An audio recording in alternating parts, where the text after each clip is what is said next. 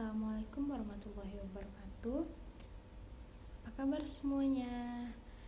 Semoga kita diberikan kesehatan oleh Allah Subhanahu wa taala. Baik, di sini saya akan memperkenalkan diri saya. Saya mahasiswi dari Universitas Syakuala dari Prodi Pendidikan Pancasila dan Kewarganegaraan. Di sini saya akan memaparkan hasil pembelajaran saya, yaitu pelajaran PPKN kelas 8.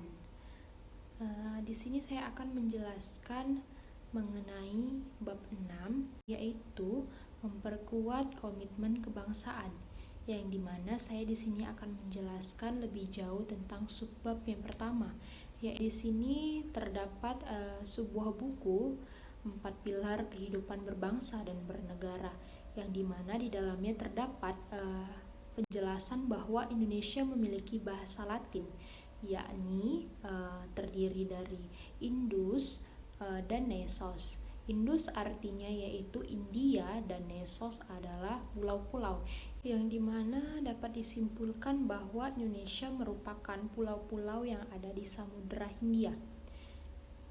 Selanjutnya, negara Indonesia dari Sabang sampai Merauke disebut juga dengan wilayah Nusantara.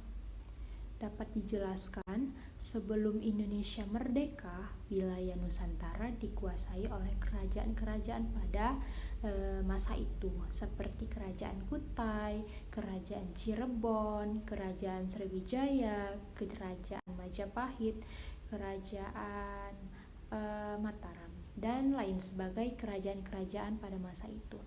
Di sini saya akan menjelaskan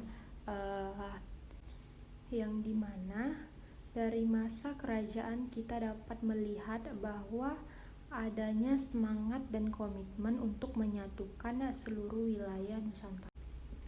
Sejarah telah mencatat adanya semangat dan komitmen yang kuat telah ditunjukkan oleh salah satu mahapati kerajaan, yaitu Kerajaan Majapahit, yaitu dia adalah Mahapati Gajah Mada, yang dimana semangat dan komitmen Mahapati Gajah Mada untuk menyatukan, dimana semangat dan komitmen Mahapati Gajah Mada yang dapat menyatukan wilayah Nusantara itu dari Sumpah Palapa, yang artinya sumpah yang menyatakan tidak akan pernah beristirahat atau berhenti berpuasa sebelum Nusantara bersatu. Baik, selanjutnya di sini saya akan memaparkan bahwa ada tokoh pendiri negara yang telah memperjuangkan kemerdekaan Indonesia, yaitu salah satunya Insinyur Soekarno, yaitu ia adalah beliau Presiden pertama Indonesia yang biasa telah dipanggil sebagai Bung Karno, yang lahir di Blitar, Jawa Timur tanggal 6 Juni tahun 1901 dan wafat di Jakarta pada tanggal 21 Juni 1970. Insinyur Soekarno merupakan tokoh pendiri Partai Nasional Indonesia atau disebut PNI. PNI adalah salah satu partai yang berani bergerak di bidang politik pada masa penjajahan pada masa itu. Kemudian Insinyur Soekarno dipenjara oleh Belanda karena tudingan pemberontakan. Di sini Insinyur Soekarno bergabung dengan Partai Partindo dan diangkat menjadi pemimpin partai tersebut. Kemudian selain di penjara, Insinyur Soekarno pernah juga diasingkan ke beberapa wilayah Indonesia seperti Flores, Bengkulu, Sumatera Utara, serta Bangka. Yang dapat dilihat bahwa semangat dan komitmen Insinyur Soekarno untuk memperoleh kemerdekaan Indonesia, baik beliau sudah dipenjara, sudah diasingkan, tetapi semangat dan komitmen beliau Insinyur Soekarno ini tidak pernah pudar untuk mewujudkan negara Indonesia menjadi negara yang merdeka.